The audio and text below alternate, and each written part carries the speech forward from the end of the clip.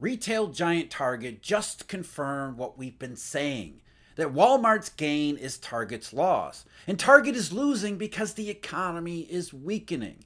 As a result, Target just missed its earnings forecast for the first time since November 2022. Moreover, the company announced widespread price reductions to go along with its decline in sales. As we keep saying, oil prices are not inflationary. And here's more proof. Energy prices go up in a non-inflation weak economy. It only leads to painful pullbacks in everything else. And that includes interest rates. As the economy weakens and a lot more disinflation presents itself moving ahead, rates want to go lower, and the market is just waiting for central bankers to get the hell out of the way. We've already seen Treasury yields converge with their German counterparts as expected, and that's a critical development along the way. We add Target to IKEA and a boatload of other companies that have been cutting prices to softening gasoline costs due to seriously weak demand, plus critical data from the BLS itself on rents potentially falling too. Not only does that erase everything in the CPI, making it seem sticky, all of those together point to a bad economic climate behind this solid disinflation.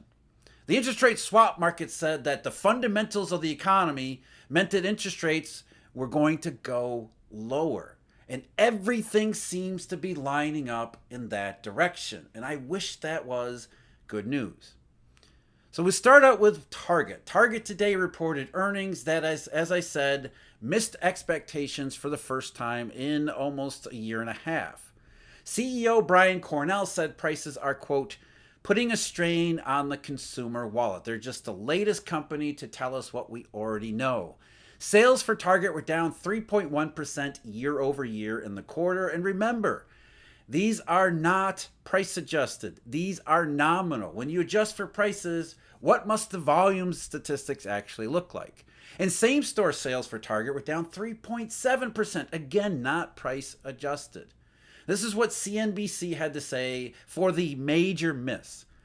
Target on Wednesday posted a year-over-year sales decline and missed Wall Street's earnings estimates as consumers fatigued from high prices bought fewer discretionary items and groceries. They're getting them all from Walmart. On a call with reporters, CEO Brian Cornell said the company's results reflect, quote, continued soft trends in its discretionary categories.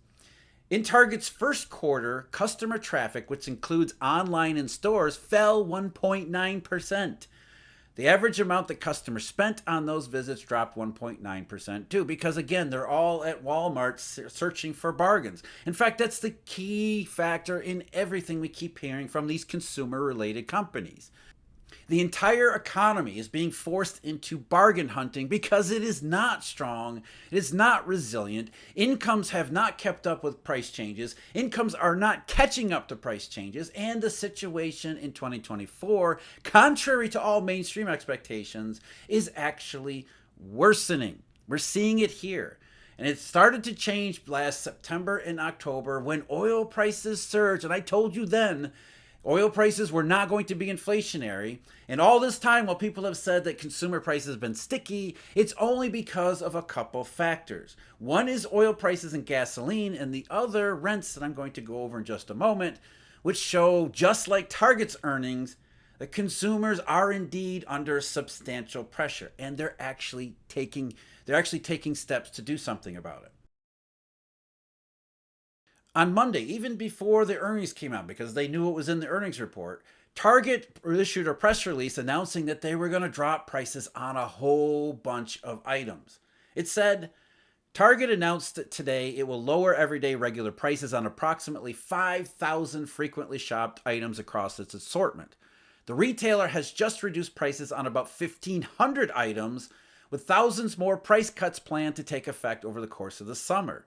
Consumers will enjoy savings on everyday items such as milk, meat, bread, soda, fresh fruit and vegetables, snacks, yogurt, peanut butter, coffee, diapers, paper towels, pet food, and more. I don't know of anybody who enjoys diapers, but whatever. Basically, they're putting a happy spin on the fact that business is not booming. The economy is not booming. The economy is weak, being buffeted by oil prices and rents that are too high, causing consumers to pull back in everything else. Weak economy, disinflation. Here we're seeing it in a very real world, concrete fashion. But because of oil prices and the imputations in the CPI, the rent imputations in the CPI, over the last several months, people have become very afraid that consumer prices are somehow sticky. Despite all this stuff that we could see in the consumer economy coming up and developing along the way, because the CPI wasn't behaving in a linear straight line fashion, because they don't understand the economy, let alone how prices actually work, Federal Reserve policymakers U-turned and flip-flopped yet again after being dovish toward the beginning of the year, became ultra hawkish, at least saying that they needed to see more evidence that consumer prices were improving in the way that they want them to, along with the fact that they kept saying that they might have to hold interest rates higher for a lot longer because they weren't sure about how all these CPI reports coming in higher than expected. So as a result of that increasing uncertainty about the future path of short-term rates, Treasury yields rose.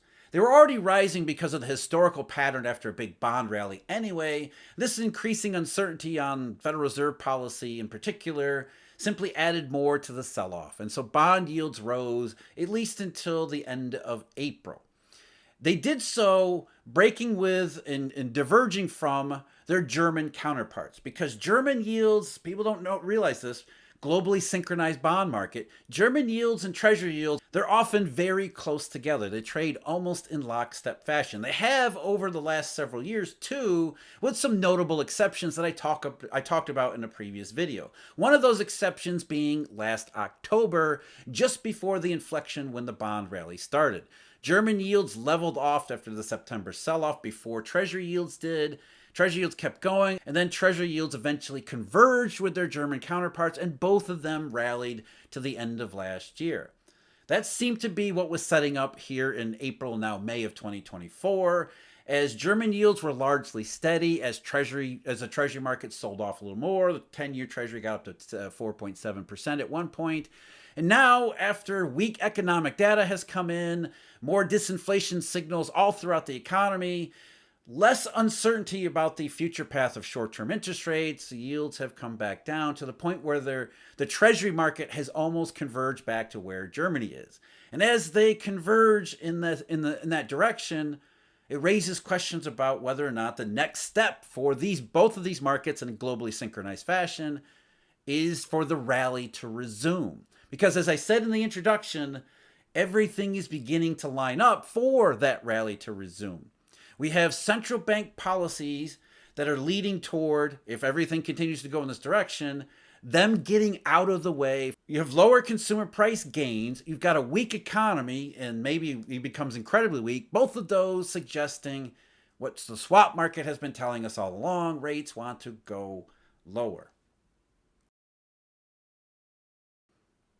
The two factors that have made people think that consumer prices are sticky: gasoline and shelter. Now, before we even get to gasoline and shelter, Target, as I said, lowering prices only helps with the disinflation for really not good reasons all throughout the rest of the consumer price bucket and experience. So Target is not the only one cutting prices. Lots of companies are cutting prices. But what about gasoline and shelter? Let's take gasoline first. According to the latest estimates released just today by the U.S. Energy Information Administration, gasoline demand continues to be incredibly weak. Their number on the amount supplied to the economy, a proxy for how much was used, the 4-week average is just 8.9 million barrels per day. How bad is that? Last year at this same time, toward the end of May, the 4-week average was 9.2 million barrels per day. In fact, 8.9 million barrels per day basically matches May of 2022, back when gasoline prices were insanely expensive. We think they're expensive now. Remember 2022, May of 2022? They were even more expensive then. And yet the rate of use in gasoline in May of 2024 is as bad as May of 2022. It's less than May of 2021, which was 9.2 million barrels per day.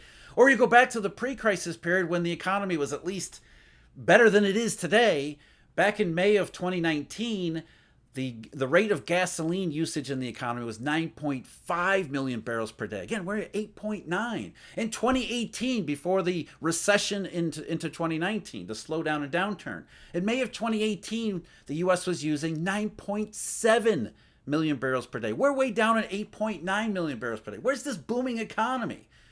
It's only in the consumer price figures, and it's an illusion.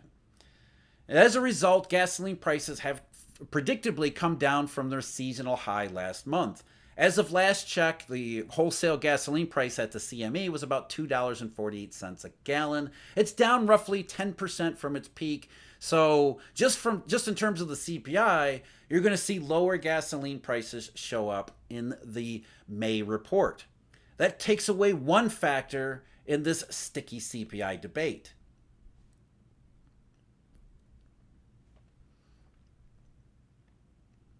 The other prime factor, rents.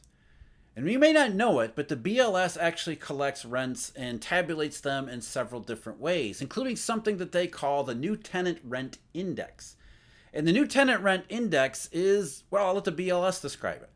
The new tenant rent index and all tenant regressed rent index are research index series that use data sourced from data collected in the Consumer Price Index Housing Survey. So it comes from the CPI report.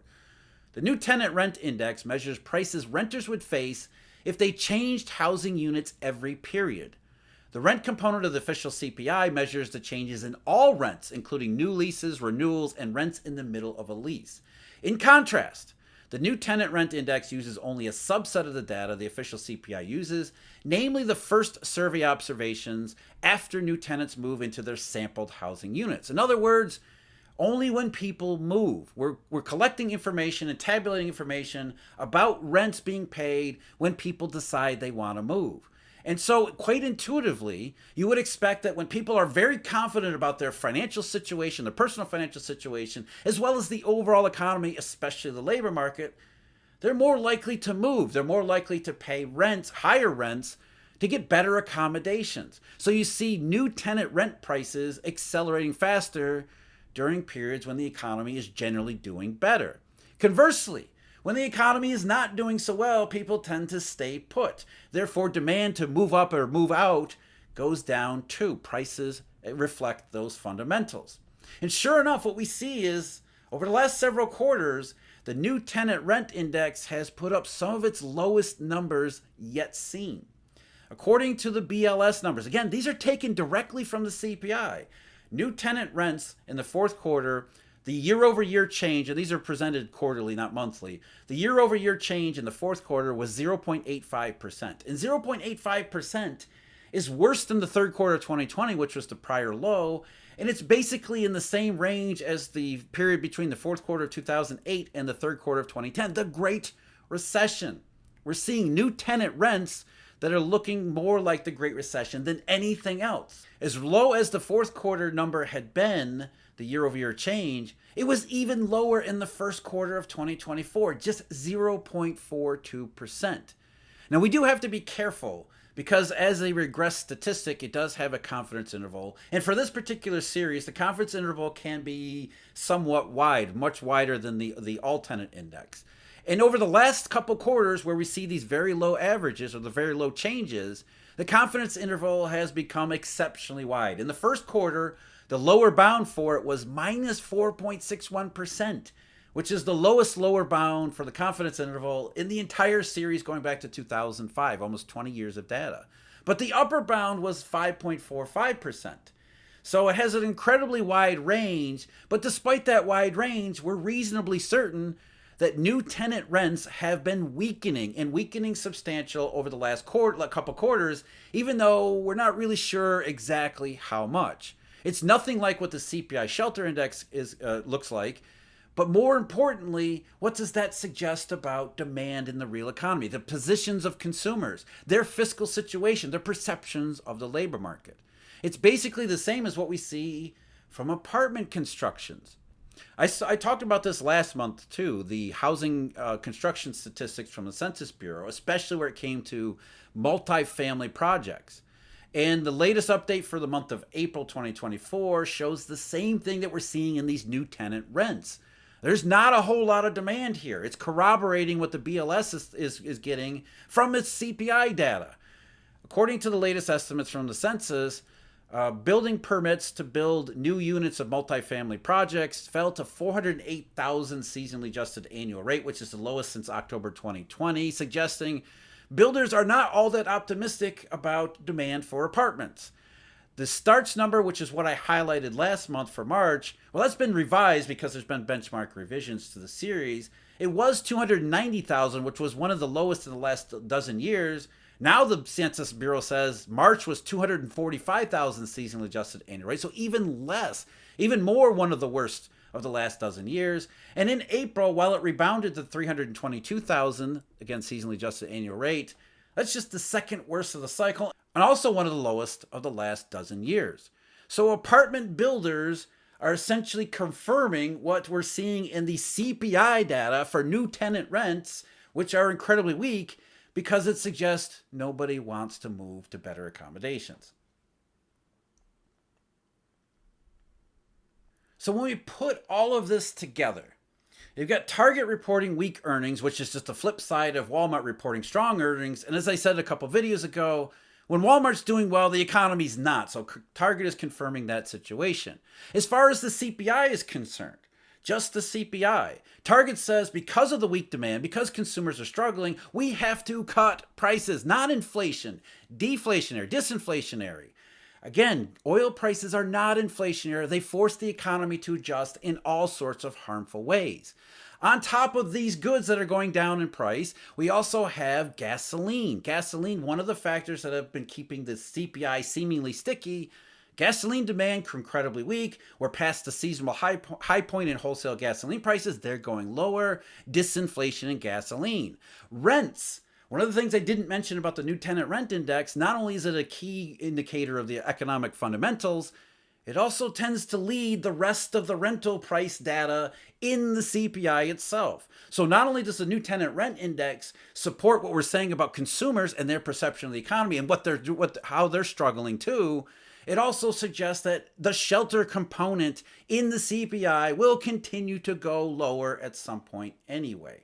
So you put all of it together. Weakness in the economy, weakness, disinflation in the CPI. Like Germany, US Treasuries, both markets are simply waiting for the central bank to get out of the way for less uncertainty over the path of short-term interest rates because the fundamentals of the global economy demand lower interest rates because of demand. So I say again, everything is lining up for the next step in the bond market to be a rally, German as well as Treasuries, globally synchronized. And if that next step is to rally, is that going to put rates down where the swap market suggests they should be?